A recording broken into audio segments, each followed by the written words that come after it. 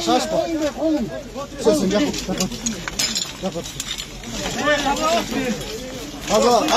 Tazala, aslın tazala полностью. Burayı nasıl? والله ماي ده زي شوف شوي شيشة واحدة دي شيشة Beş yaş. برضه Boldu. بقي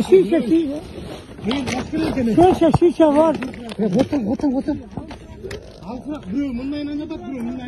Ana yakınçı. وراي Hatta في خانم في küçük uç Zenişşam Muhammed Ali Yaman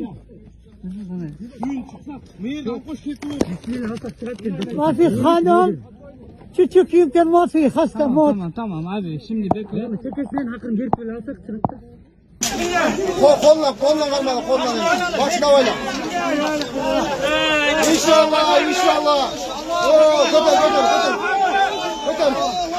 götür. Skoriga.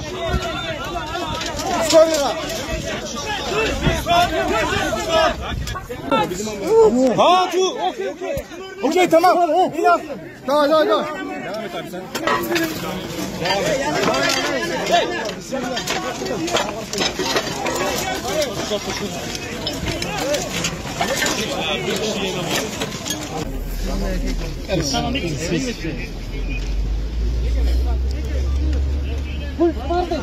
Puls var.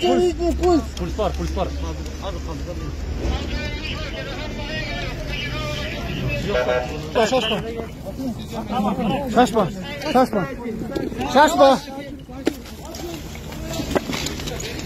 Bugün 18 fevral saat 11:30'da Hatay şahrında Kırgız kurtarıcıları dağı bir 5 jarandı urandıların aslından alıp çıktı.